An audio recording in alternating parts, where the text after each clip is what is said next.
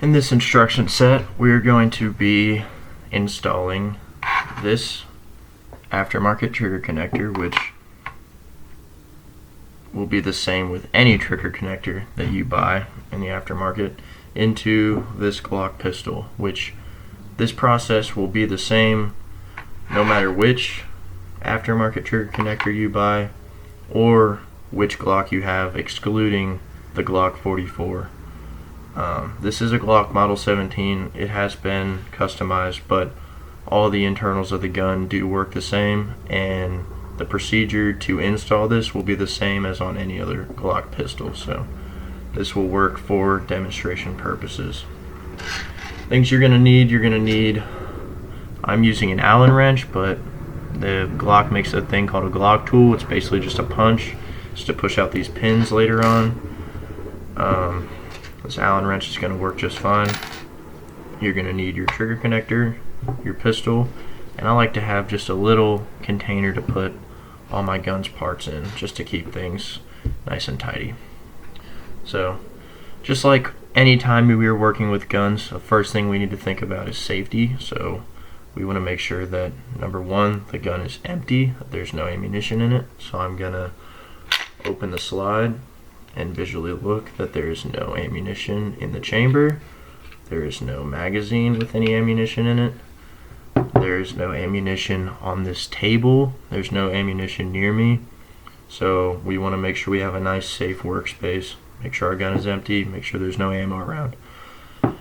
After we make sure the gun is empty, we're going to want to take off the slide and field strip it. In order to do that, after checking to see if it's empty, you pull the trigger in a safe direction and you pull the slide back just about 1/4 of an inch.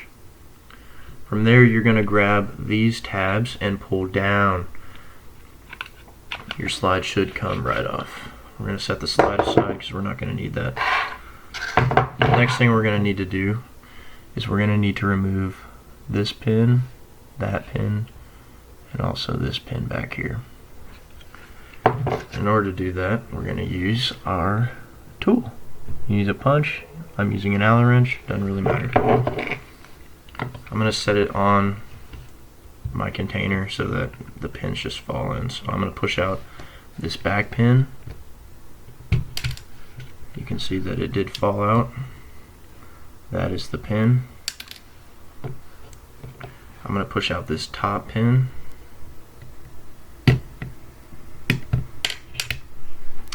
And then I'm going to push out this pin. To get it out, it does catch on the slide stop lever, which is right here. So in order to get it out smoothly, you may need to take your finger and just push up ever so slightly on this while you're pushing. You can push back and forth a little bit. Just wiggle it while you're pushing on this pin, and that should let it come out pretty easily. So I'm going to go ahead and do that now. Yep, there it goes. So that was the pin I just took out. You can see the other one's in there. Next, we're going to remove the locking block, which is this piece, this metal piece right here. And the easiest way to do that, you get your tool underneath it and you just pry up enough so that you can get your fingers under it and pull it out. That is our locking block. Next thing we need to do is remove our slide stop lever, which is this piece we were just playing with. We're going to take that out.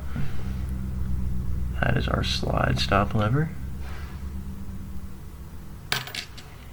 And then we're going to grab the extractor right here and pull up to remove our trigger housing.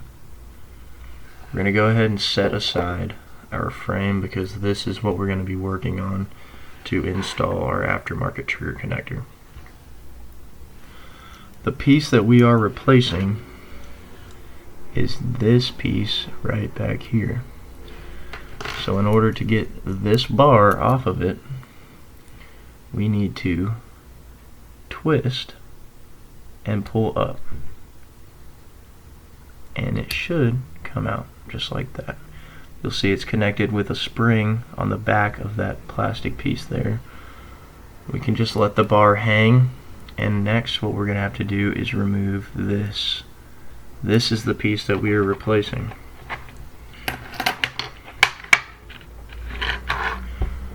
Your new one should look almost identical, as you can see there. So to take it out, you just simply made a fingernail under it and pull it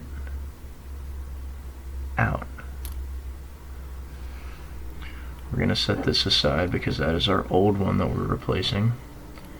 Now we're going to install our new one the same way that the one we just took out was in there. So we put the end piece in that hole, and then we just push down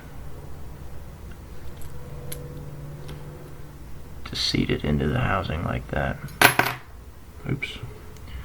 Well, as you can see, the spring came off of our bar. That's not a problem. If that happens to you, you just take your spring and you re-hook it into this hole right here on the back of the bar.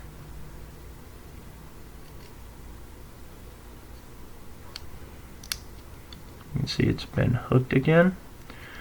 Now to put this back in, it can be tricky, but what we need to do is we need to get this lip into this gap right here that I have my finger on. It's right underneath this bar. It's in there. It's a gap. So the best way to do that is you take it, you twist, and then you seat it like so, and it should be back together perfectly. Now all we have to do is reinstall this back into the gun. Your aftermarket trigger connector has been installed. Now we just need to put the gun back together. In order to do that, we're just going to seat this right into the pistol. Make sure that your trigger goes into the hole for the trigger, and you just push down till it clicks. Push this down, and that is back in. Next, what we're going to do is we're going to take the pin that came out of this hole, which will be the smallest pin in Gen 1 through 3 models. I believe there is this pin. Some generations don't even have this pin. So if you don't have this pin, you can skip this step, but push that pin back in. Next, we're going to replace our locking block, which goes in here, and we simply push it in. Now the next steps can get tricky, so I'm going to try and go slowly here. The first thing we're going to want to do is replace this top pin. So we're just going to go ahead and simply push that in, and the reason why we're doing this pin first is because this little guy, your slide stop lever, that spring on it rests underneath that pin in the gun.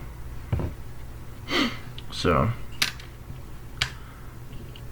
this final pin that we have to put back in, it will go through a hole in the slide, a hole in the trigger, and this hole in our slide stop. So we have to make sure we get them all lined up in order to replace it.